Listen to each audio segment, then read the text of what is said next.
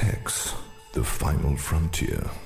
These are the voyages of the speculative interdimensional vehicle, Sex in Space.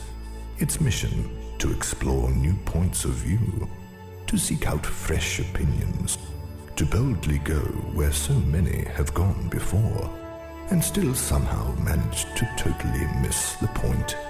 Subscribe to Sex in Space, wherever quality podcasts are found.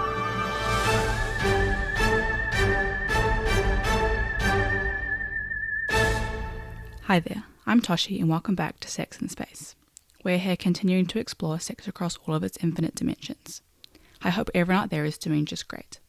Whether it's your first time listening or you're an experienced voyager of our intergalactic travels, we're thrilled to have you with us.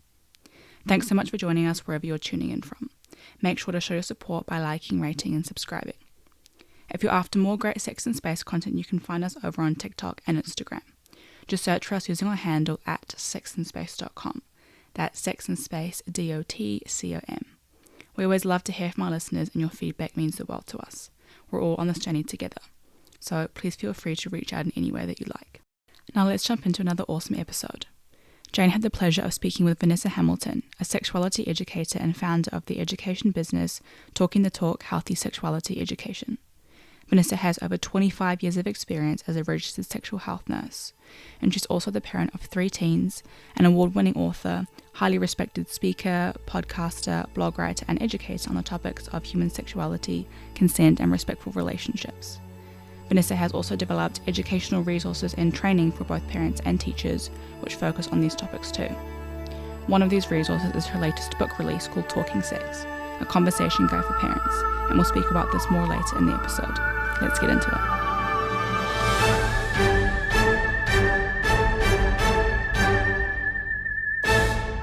it. So I'm here today at Sex in Space with Vanessa Hamilton, who's a sexuality educator and founder of the education business Talking the Talk Healthy Sexuality Education.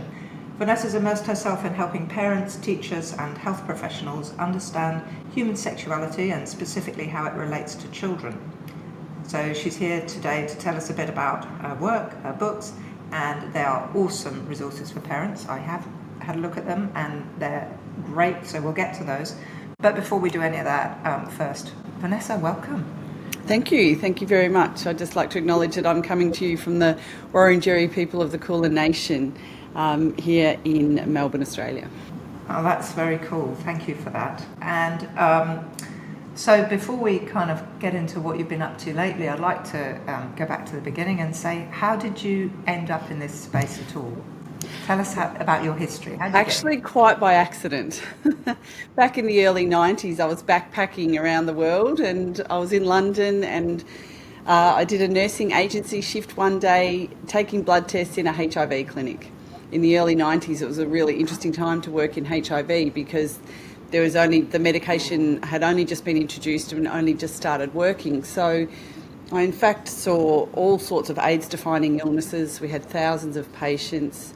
And I ended up working in that clinic for 7 months, which was just a fascinating and interesting time. And sexual health was something I didn't really even know about. When I came back to Australia, I worked at Melbourne Sexual Health Centre, which is Australia's largest sexually transmitted infection clinic, for over 16 years. I was the nursing manager there for 5 years and I was a lecturer at Melbourne University teaching doctors and nurses how to have conversations about sex and sexuality, because suddenly now they really had to take notice of it because they had to do HIV testing and they hadn't really ever been trained in how to approach that. You know, they did it when they needed to, but really they had to ask people outside of the context of a consultation about sexual health. I've also worked in a large hospital as a clinical nurse consultant in sexual health, helping people with acquired brain injuries, spinal cord injuries, cancers, etc. with their sexual health, but also teaching doctors, nurses, physios, occupational therapists how to have conversations about it, even the dietitians and the music therapists. And I ended up teaching in schools. I started a business because my child asked me a difficult question when they were 5 years old, and all my years of sexual health nursing hadn't prepared me for what I say to a 5-year-old. And I thought, parents need help. So the aim was to teach parents and teachers but schools started asking me for a contemporary approach to their student content because the current deliverers were leaving things out and not being inclusive. So I've had the privilege of teaching from prep, sort of 5-year-olds, all the way up to first year university for over 7 years. And that's where we are. COVID made me put it all online, so now it's all online, so I can support any classroom. I train the teachers, I talk to the parents and give the teachers the content, and it's a much better use of my time than me being in one classroom on any given day. Now, you know, there's multiple schools using the same content at the same time. And that's a really interesting story, and the thing that kind of sounds out loud and clear listening to it is just across the professions that you work with, there's just such a gap in sex education when it comes to being able to talk about sex that you found literally everywhere. Everyone, all adults, and even still, when I train teachers, like I do now, this afternoon I'm training teachers, I'll ask them how many of you have had training in delivering sexuality education, consent or respectful relationships, and the majority, mostly 75% have never had any whatsoever, even as an undergraduate training in never. And those that have had a little bit. Health professionals also lack. It's getting better, but it's because we don't speak about it in our society and in our culture. The hushed tones. It's an unspoken topic and so easily ignored and put on the when there's so many priorities. I see it as the biggest priority personally, because how can students even learn when they're having problems with what might be happening for them as far as perhaps abuse, or they're worried about puberty or whatever. I think it's a health and wellbeing issue that has to be addressed. It's sort of the elephant in the room. Yeah, completely. And so through that time, the work that you've done, what have been some of the big learnings for you? Wow. So many, and I learn every day. I went to a consent conference with experts on Tuesday, and I learnt so much. It's an ever-changing landscape. I've learnt that people are so full of shame and fear that is generational, that it's actually blocking people from accepting and having conversations. And what I've learned is when people have that little bit of confidence, it really doesn't take much time with a group of teachers or a group of parents to them to just have that realisation, I can actually have these conversations. This is of benefit because the evidence is there. The evidence is absolutely there. So I've learnt that actually people can do it with a bit of support. That's cool. And when you say it's an ever-changing landscape, what do you think have been some of the major shifts for you? Well, obviously the online world, and currently I'm immersed in young people's sexual health and wellbeing, and the current sort of younger generation, they're digital natives. They've grown up online, and there's a big gap between parents' knowledge and understanding and acceptability of that compared to young people. So, for example, let's look at sending nudes or sexting, sending images or texting. So it's common, very highly common for young people to send those images to each other. They see it as flirting. We should address it as though it's a sexual activity, which can be beneficial in a positive way, in a respectful way, but it comes with harms as well. So there's trains of thought where we should be saying to young people, don't send nudes because of all the risks. And, it would be ideal if they didn't because of all the risks. However, saying to them don't do it isn't enough. They need strategies, as they do with any risks as far as sexual encounters. So preventing unintended pregnancy, preventing sexually transmitted infections, and preventing negative outcomes from sharing online sexual images. Saying to them don't do it is not the answer. And I think there's a big gap between the adults and the young people in that. How do you get the lights to go on with parents who never even thought about sexting, that it is a common thing? So my take-home message to parents, which is where the lights go on in my parent sessions, is pretty much the answer to all the questions. As I say to them this, I say to them, if you learn nothing else tonight, my take-home message to you is, who do you want to be the person who delivers this content to your child? Who do you want to be the person who tells them about sex, sexuality, respect for relationships and consent. And they all say, well, they want to be the one. Some of them say they want me to do it. And I'm like, you can't pay me enough. It's too hard. I've got 3 kids. It's very difficult. And what was the question? So the light's going on. So giving them, with parents, giving them the evidence. So showing the average age of first sexual encounters, showing them the average age of first unwanted sexual encounters. But most importantly, one of the main things is showing them that and getting them to come to the realisation that it's typically expected behaviour of a human to start sexually experimenting in their later teens. They don't suddenly become sexual beings the day they turn 18 and get out of a school uniform. So I talk about human sexuality across the life stages and ages and how it's appropriate across all of lifespan. And if we accept that there's typically expected sexual development and behaviour over every age, then we can respond positively when it comes up because we expect it. Yeah, I like the way your book took people through those stages really well and what to expect in them. I guess what you also covered off, and we'll kind of get into your book more in a bit, but is just some of the headline stats around how young people are when they start to get into something like sexting. And I think that you nicely point out that we can't leave sex education until they're in their teens. Absolutely You've not. got to go younger, right? So, yeah. So for parents with kiddies, how do you counsel them to, at what age do you say you need to start thinking about this? When they're toddlers, naming body parts in a shame-free way. So, yep. So, and that's about, so the most important thing, rather than the content of what you say to a child, is the tone, and what you're giving them is the resource, the idea that this can be talked about. This is okay. This is part of being human. And what you're setting them up for is the ability to talk about it with partners in the future.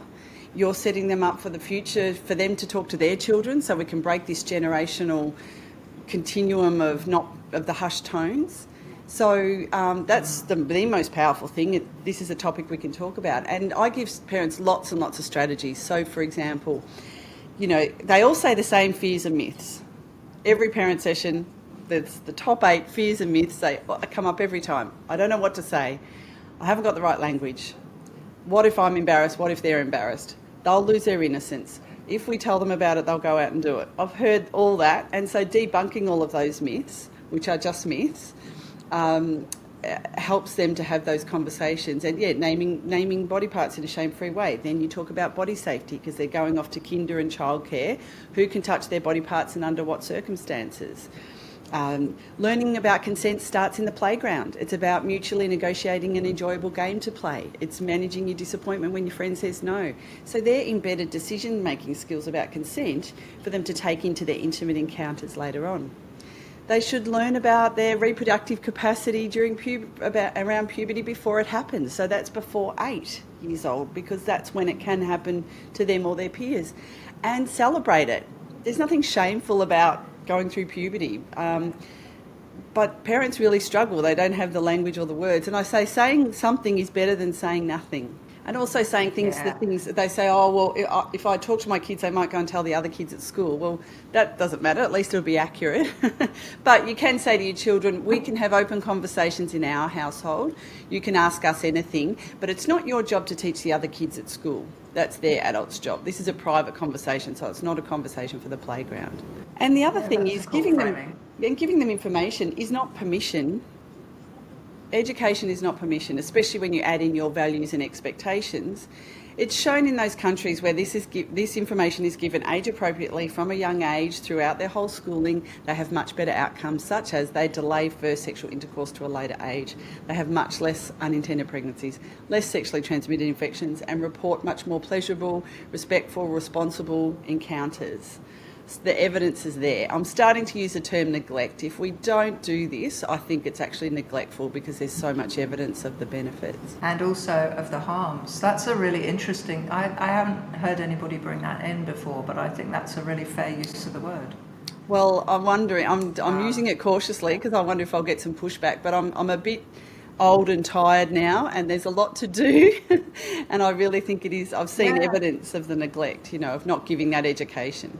The majority of parents support this education. The evidence is clear. We've got some great Australian evidence that shows that over 90% of parents want these topics taught.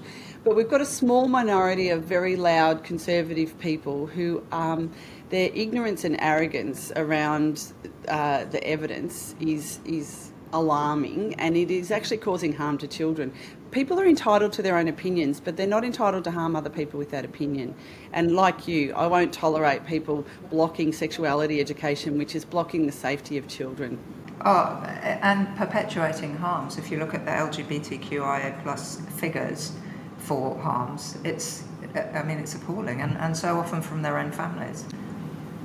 That's right. So ignorance is a real problem. And so that kind of, that framing, in terms of how you support people to address kind of difficult issues, conversation, but you also talk in your work about helping people to unlearn things.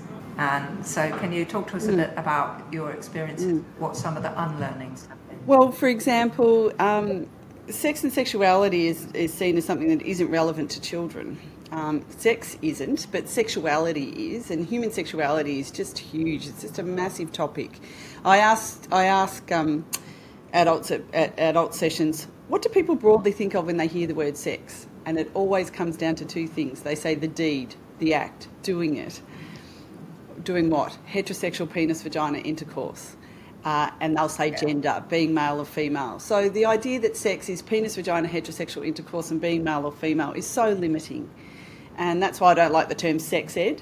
We're not teaching little preppies about that intercourse and being male or female. It's about human sexuality. One of the things that people say is if we teach them about it, they'll lose their innocence.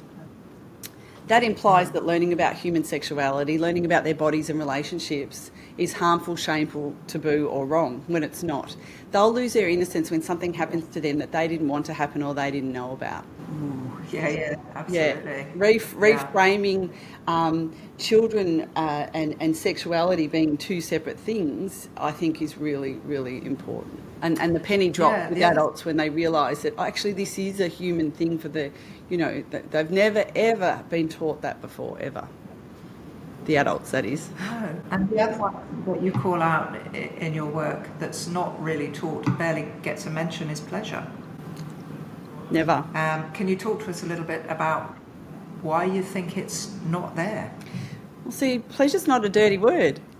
People just don't talk about it. And even in a parent session 3 nights ago, one of the parents said, oh, well, we wouldn't talk about pleasure till they were 16. And I'm like, why not?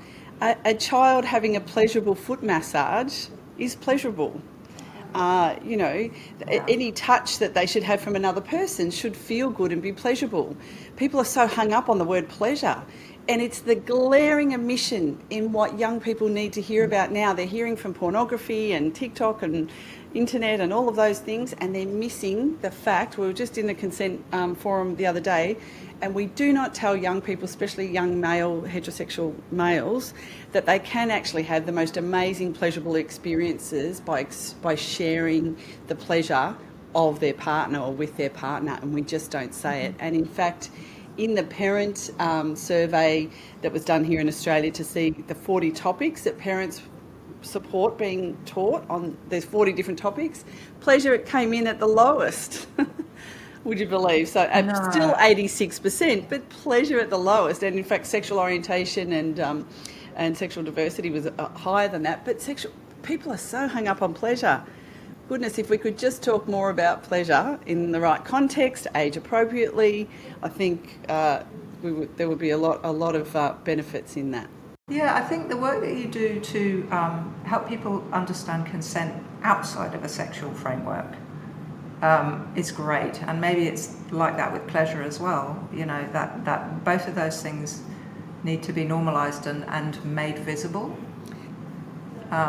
through conversations that we have. Like what feels good, what doesn't feel good, doesn't have to be about something sexual. It certainly doesn't, and of course that embeds those decisions and skills as children ready for their intimate encounters later on. It has nothing to do with sex. It's Yeah, about being totally. human. Yeah. Because consent is relationships, consent is sharing, consent is relevant for work, play, schooling, family, romantic, all sorts of things. There is sexual consent, but consent is just part of our everyday interactions of being human. Yeah, and yet it's not really kind of got visibility as a topic. It's got visibility as a sexuality topic. And yet, if we could, as you do with your first book, put it in a context of relationships, it makes much more sense to then extrapolate it into sexuality. We sort of live in a very non-consensual world, so kids that go to school don't get much say in what happens to them every day at school, even the fact of having to go to school. Think of marriage, till death do us part. There's so much fundamental non-consent in our everyday life, and that's got nothing to do with sexual things, so to speak, but it is missing a lot of this conversation and awareness. You're making me think of too that kind of critical juncture with parenting where you get, when they're little and there is non-consenting, no, you're going to eat this, or no, you're not going to do that. And then they get to the stage where that doesn't work as a tactic anymore. And actually what you have to start to do is negotiate consent. But a lot of parents don't have the skills to do that because they were never given that type of a parenting. And it is about parenting, you're right. And people have asked me questions and I've referred them on to parenting resources because it's about negotiating that things have to get done. One parent said to me, what about consent when we've just got to get to kinder and they've just got to get their clothes on? So the conversation with kids around consent is that yes, you have that autonomy and you teach them body safety skills, but when it comes to health and well-being and getting to important things, sometimes the adults have to make that decision. So if it's crossing the road and an adult has to grab your hand, you don't get a say in that because of your safety and well-being. Sometimes if you have to have a vaccination, you don't always get to make that decision, but you will when you are older. Now, some people may disagree with me on that, but that's the way that we can explain it. And look, so you already pointed out parents tend to come ill-equipped because they don't have the sex education either. And I guess in terms of the big subjects you find parents struggling with when you talk to them, myths you've identified as one, how to manage and navigate consent, how to parent, are there sort of some headline sexuality issues that you've found them dealing with on repeat? Yeah, explaining how babies are made. Really? Let's start there. I mean, just that description is enough to put people off having conversations about sex and sexuality when it's such a tiny, small part of it. And I do give them an example, and I can give you that if you want, of the spiel that can be said about that. But just their thought processes. Well, I'll give you that first, and then I'll talk about. Okay, please do. Yes. Do you want that? What is the spiel? Well, there's lots of ways that babies can be created. So, and there's some fantastic books around with IVF, and there's surrogacy and all sorts of different ways, and families come in all shapes and sizes, all of that. But the most common way is when a person with a penis and testicles and a person with a vagina and ovaries decide that they want to make a baby. They talk a lot about it. Insert your own values here. They love and respect each other and they're married. It's up to you. So they decide they want to make a baby. They talk a lot about it. They will choose a private place and time. And when they're ready, they'll be enjoying each other's bodies, usually with no clothes on. When they're ready, the vagina will accept the penis. The penis will deliver the sperm and the sperm will travel up to meet the egg. Excellent. Full stop. Most kids will say, that's great, can I have a biscuit? They're really, if it's too much information, it will go over their head. But then they giggle, and some will say, that's disgusting, why would you even do that? And then you follow up with, kids giggle and think that's disgusting because it's not for kids. It's for adult minds and bodies only. And adults actually enjoy that. So this is where we bring in the pleasure. And in fact, to include pleasure in that description, especially if you're telling an older child, I think people should say the vagina becomes stretchy and slippery, or stretchy and lubricated, and the penis sticks up from the body. And that's where you're including pleasure to show that there's a reaction in the body when they're enjoying something and they're wanting to be there and do that. There will be that reaction. Because kids will have those sexual thoughts and feelings. They will have those responses of lubricated vagina and erections. let's name it for what it is in a positive way so they don't feel shame around that. I ask adults at education sessions, I say, what do we want for our children? What do we want for this generation of children for their sexual journey through life? I say, call out the words. And joy, pleasure, fun, consent, respect, 30 different words come up. And I say to them, well, how are they going to get that? Are they going to get that from learning from pornography, TV, advertising, popular culture? Or are they going to get it from this bubble over here, which is the classroom and home complementing each other? Facts from the classroom and facts and values from home. So the big sticking points are, just that description of there's just so much shame and fear about the act of sex and sexuality, especially pleasure. That's one of the things I really, really struggle with. And the fact that, if we tell them, they'll go out and do it when the evidence shows that that's not the case. Yeah, in fact, it's the opposite. I think in your book you included some stats, and we've used them in other work. The difference between the Netherlands and the US when it comes to unplanned pregnancies, it's just breathtaking. It's breathtaking. And even in regions, even here in Victoria, in 2019, when the state average of births in teens was 9 per 1,000. We had 2 regions in Victoria that had a rate of 28.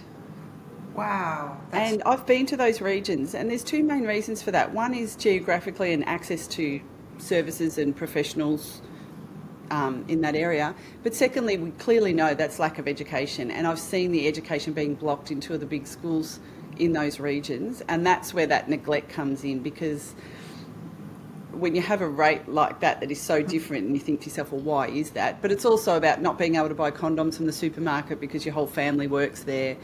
But then I said, well, where can they get condoms? They should be vending machines in the public toilets. But the council won't allow that because of that small number of conservative people who will complain about that. Yet their pregnancy rate is so high. So. Yeah, and sexual violence, poor sexual relationships, these are the dark side of what happens, and yet it doesn't get a lot of airtime. Well, in Australia, some of the biggest issues regarding sexual violence is rigid gender stereotypes, which are you probably have the same issue in New Zealand as well. So breaking down those rigid gender stereotypes, talking about coercion, and talking about calling out the disrespect that is seen in things like pornography, because in the absence of sexuality education, children are getting messages from imagery related to things like pornography, which says that sex involves violence. Yeah, and increasingly so.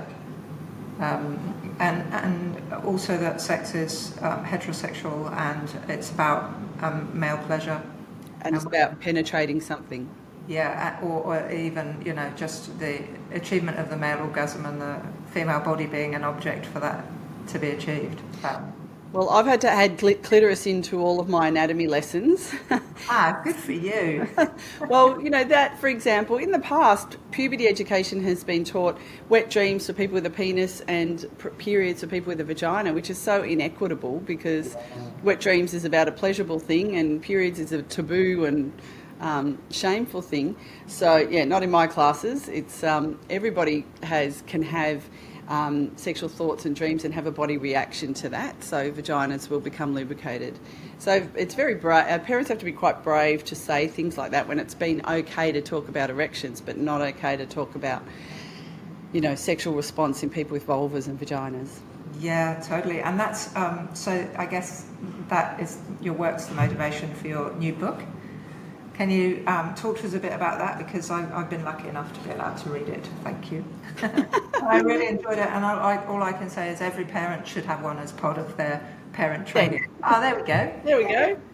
Talking sex. It's a tool for parents. Can you talk to us a little bit about how it's designed to work? Well, that was the idea. It was a tool. Again, I got very lucky with that book. That's really my 10 years of notes that I've collected over the years. It started as a PDF that I created in lockdown on Canva that I was providing to parents. And then while I was trying to get that designed, that Canva document, the designer said, do you mind if I give your name to a publisher? And the publisher offered me to write the book, and we did it in a very short time. I wrote it because our kids deserve a lot better than what they're getting. our kids deserve more than being exposed to what they're seeing on Snapchat and pornography. They deserve so much more than that. And in order for them to get that, the adults need to be educated. And so, because I see those constant themes from parents all the time, the idea, and also being a parent myself and knowing how hard it is, even when I've got the knowledge that I have, I just wanted to get across some of those key aspects that I think hopefully can change the way we approach human sexuality so that the next generation and this generation can have more amazing, wonderful, pleasurable, joyful, connected, respectful, free of violence, free of unintended pregnancies, free of sexually transmitted infections. You know, we need to, I say to young people at university, I say to them, raise the bar of your expectations of your sexual encounters. They should always be joyful and fun and pleasurable. They might be weird and smelly and awkward and all those sorts of things, but they should never be harmful, regretful or painful. But that's the dialogue they're being fed. Yeah. And when we see countries who do this better, because the parents talk to the kids openly and honestly, and so do the adults and the teachers and the doctors and everyone, I think that we need to do that here, and we can do it in this country and in New Zealand. Well, I think with books like yours, we can certainly start to break that cycle, as you say. And if you don't mind, there's one, I'd love to have you just talk to an example of why it's a power tool for parents. You've got a really lovely framework in there, your pink framework. The pink? Yeah, because everybody goes a little pink when their kids are like, oh, what's this? And you're like, oh.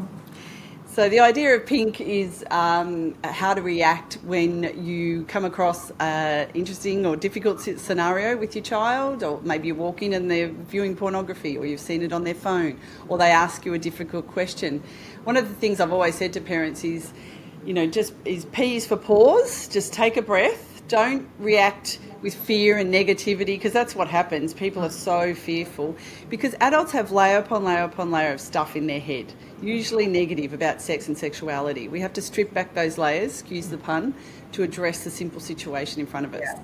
So take a pause, inhale, P-I, inhale, which helps you with the pause. And then I've put N next to, so lean into the child, either sit down next to them, or if you're in the car, turn the music down, lean in, be near them, don't be standing over them. And then K is think of the kindest word you can say to yourself and to them, that you can say to them that's kind for you and kind for them. And it can be as much as, wow, I'm glad I saw that, because that means I can help you with it. That's awesome. Yeah. And buy yourself some time as well. So you might be panicking on the inside, but keep your kind face on and say, I'm so glad you asked me that question. What made you think of that? I'm so glad you asked me. I'm really happy that you came in and asked me about that. What do you know about that already? And that buys you some time, and they'll tell you a bit about where they're at. They might know the whole story. Yeah, well... So that's pink. That's my idea of just responding rather than reacting. Yeah, I think it's a beautiful framework, and I think it's a great example of the power tool that the book can be for parents. You need to start somewhere, and you know, there's such good stuff in there. Things like practice, you know, which I'm a huge fan of. Like saying, I liked yours. The Volvo. Yeah. So people have never said the word vagina out loud to another adult. I mean, adults don't even know how to speak to their own partners that they have sexual encounters with, let alone have the language to talk to children. So when you see a Volvo car as you're driving, say vulva out loud to yourself.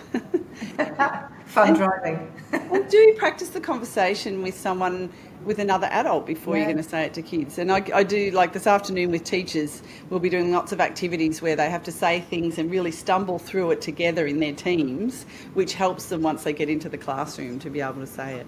Yeah, and a lot of the time, you know, for those of us that are fortunate enough to have friends around us, when you've got kids, you generally got other people who have kids around you, you know, talking to each other about that stuff. It can be really helpful. I guess, do you find there's a very gendered difference between how much people are open to what you're trying to do when you have these conversations, or able to respond? In the sense of the parents, do you mean? Yeah. Yeah, well, I was thrilled, and I was reflecting on my Monday night's parent session, where I think there was nearly a third of the room was male, which is Wow, okay. really unusual and uncommon. But that speaks to that demographic in that particular inner city sort of suburb. That's why. Whereas if I go to a different suburb in Melbourne, there'll be hardly any males there at all. Right. Yeah. So, but the majority of people who follow me is females, and carers or mothers of children, and I think that speaks a lot to the fact that there's so much about masculinity in our society, especially sexuality, and having conversations with kids, that it's a real barrier for males, which is a problem. And so I hope the book helps with that as well. Yeah, so a really important call out for maybe mums that are listening. It's a book for the dads, or whoever the carers are. But just, yeah, it's a both and particularly for young men, if they do have a male carer, they're a role model. As a role model, yeah. I think Something like anyone can be, and it's good. I always say that children should be able to get this information from adults in their life, from different walks of life, different genders, and hopefully the book goes along to that. I was speaking to everyone, so hopefully that helps with that. I have 3 boys myself, and so fairly immersed in the challenges that they have about being allowed to talk about feelings and pleasure and all those sorts of things. So, and this is maybe a little bit of an unfair question. I have 3 sons, and that challenging conversation when it comes to not only talking to them about their bodies, but how to talk to them about their partner's bodies and how women's bodies operate with pleasure. How do you suggest parents tackle that conversation, the other partner's pleasure? Yeah, my poor children's eyes roll a lot. Because mum's always talking about it. I'll say, so you use teachable and askable moments. So any opportunity to say something, just say it, So a few things that I've done I'll give you some examples that I've done. So teachable moments, speak in the car. Everyone's facing forward and, they're a captive audience, but I don't mean that means you talk to them and they don't want you to talk to them. If they're a bit, I don't want to hear this, say, I just need 5 minutes of your time to tell you something really important. You don't have to respond, and you might just say a statement and leave it at that. But turn on commercial radio. There's so many teachable moments on that. So, for example, there was an advertisement that we have here. It's actually for laser eye surgery, and it's Mr. Jones, you've left your glasses at the massage parlour, and so it says get rid, so you don't lose your glasses. So I had a 12-year-old in the car with me who was about to go off to secondary or high school, and I used that teachable moment to explain what a massage parlour, sex work and prostitution was, so that came from me. And that was said in a positive light, and it was about respect of people's bodies, and we talked about females mainly working in that industry. So, lots of conversations like that. Another one was, I had 6 kids in the car, and again, commercial radio, we don't listen to it very often, but, it happened. An ad for the nasal spray for erectile dysfunction, lasts longer in the bedroom. Yeah. And one of the kids said, Mum, what's that an ad for? And I checked the permission status of all the kids, because you'd be surprised how many parents drop their kids for a play date at my house and say, feel free to teach them if it comes. Okay. And I said, that's an ad telling people how long sex should go for, making money out of telling people how long sex should go for, and it's fake. And I turned it off and turned on the music. So I can't get rid of the ads, but I can call it out for those 6 male brains, and brains are the most important sexual organ, so that they don't learn from a young age that they have to have big, strong erections all the time to last longer in the bedroom so they can penetrate someone. Yeah. So it might be more obscure than you think of talking about the actual physical acts. You're talking about, you want them to be critical consumers of the messages they're being fed all the time. So I'll often call out, they say that, but actually it's much more pleasurable when people's brains and skins are connected, and partners' pleasure and all that sort of thing. I watched the Netflix series Sex Education with my 14-year-old over lockdown, and the teachable moments in there were endless. Yeah. I had to stop talking in the end, but it is very sexually explicit. Watch it first before you go and watch it with. And then when the second series came out, I said to him, he was about 15 then, I said, oh, we can sit down and watch the second series. And he said, I've already watched it with my friends, Mum. Yeah, I'm done, Mum. I'm done, you're done.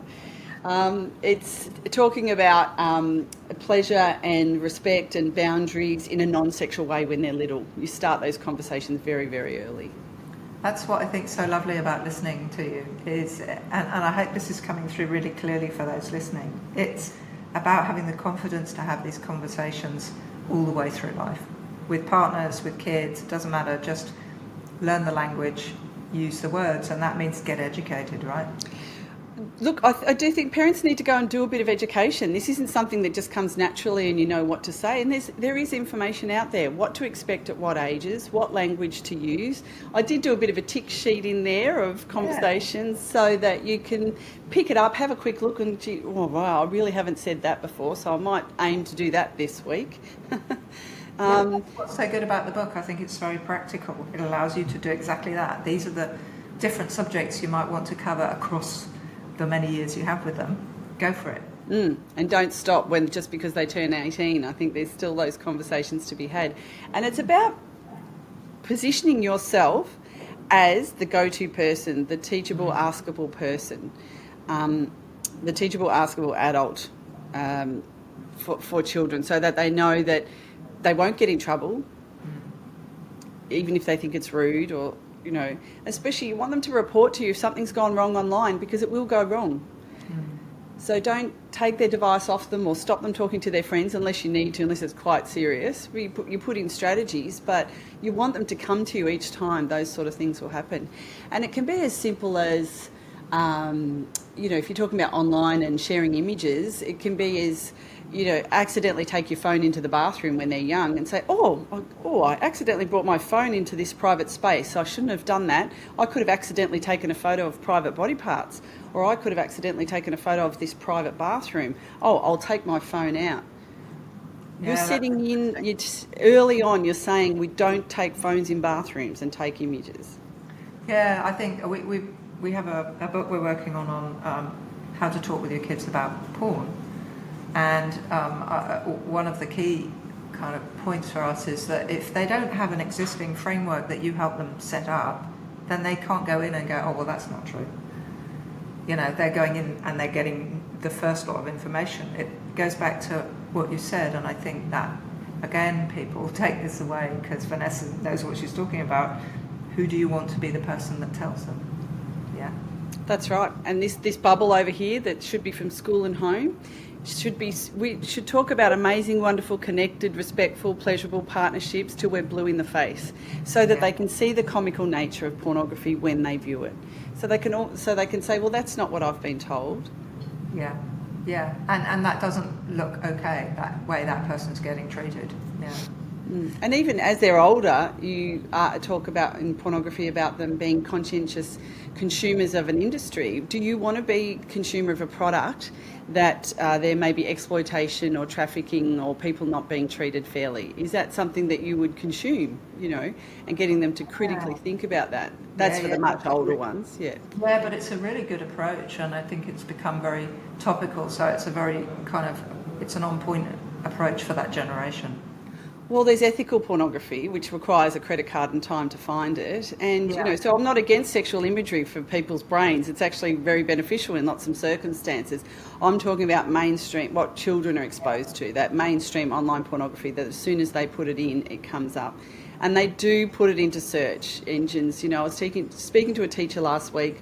They've got software at their school that tells them what the kids have been searching, and they've been searching the names of the sites. I'm not going to say them to give them any more credibility or exposure during school, grade 3. And for those that aren't part of the Australian system, what age is grade 3? Oh, I'd say grade 3, they'll be 7 or 8. Wow. Okay, so if you want to be the person that tells them and that they come to, as you said before, you start from the beginning. When they're toddlers, the right names for their body parts. Don't be shy. Don't be shy. And even the little toddlers, if something comes up on the iPad that give you your early warning signs, you need to come and get me. Turn the iPad over and come and get me. Yeah. And your language increases. So on the internet, sometimes there's images of things that make us feel a bit confused and uncomfortable. It might be being cruel to animals, or there might be images of war, but there's also images of naked adults and what they say is sexual experiences, and it's not realistic, and it's really can be harmful for kids. And like a scary movie, hard for you to get it out of your brain, you actually need adult help when that happens. Shut the laptop and come and get me, and I will help you with that. Okay, so anybody listening, just take that excerpt, re-record it, and just learn it route. Right, that's it. That's brilliant, absolutely brilliant. Well, it's not fair that our kids are exposed to online mainstream pornography without any support from adults. It's just so harmful. It's crazy. And so, if people want to get a copy of your book, how can they do that? Yeah, so actually the best way at the moment while it's out for distribution is through the publisher Amber Press, AMBA. So they're shipping to New Zealand. So amberpress.com. And can people get it internationally? From Amazon. Right. amberpress.com.au. Amazon, and there's other online bookstores that have it as well. It's coming online. It's just been published, so yeah. Now that's very cool, and it's available now? Correct, yep. And if they want that link, my website, so just Talking the Talk, sexed.com.au, there's always a link there for it. Fantastic, because we do have quite a few offshore listeners. And so having read it, I think although it's written from Australia, it's a universally applicable book. So US, UK, wherever you are, Canada, go for it. Although it is deep in Western culture, I acknowledge that because but that is the case. But I'll just mention Kit and Arlo, the consent chapter book too, because we won an award last week, 2 awards, best primary school chapter book and outstanding whole primary resource for the whole of Australia. And that's got 13 lesson plans for teachers. There's a free website of consent, how to teach it in the classroom. And that's for parents and teachers as well. Yeah, that's the one we were talking about earlier, and I should have asked you if you had it there to hold up. And it's a really beautiful unpacking of consent, and definitely, as part of the toolkit, thoroughly recommended. So definitely Thank you. Get those books on your bookshelf and share them. Yeah. Oh, well, is there anything before we close, Vanessa, is there anything message-wise we haven't talked about or that you've been thinking about that you'd like to say that we haven't covered? No, I don't think so. I think we did pretty well, except that I would just like to say to adults, especially the parents, just get started. It's actually easier than you think, and the more that you do it, the easier it becomes. Yeah, completely. And keep listening to our podcast, because amazing people like Vanessa can really help when it comes to building your confidence. Well, thanks for the opportunity to get the message out there. I appreciate it immensely. Thank you for joining us. It's been amazing.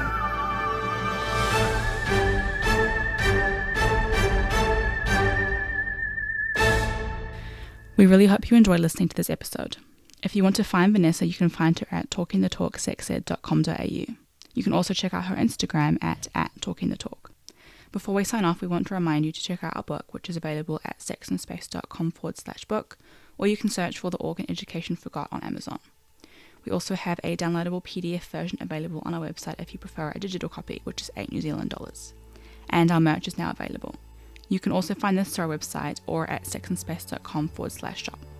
We've got some great t-shirts and mugs, so go and check them out. Don't forget to leave a like, follow, comment or review wherever you're tuning in from. Your support means the world to us. Until next time, safe travels and see you on the next episode.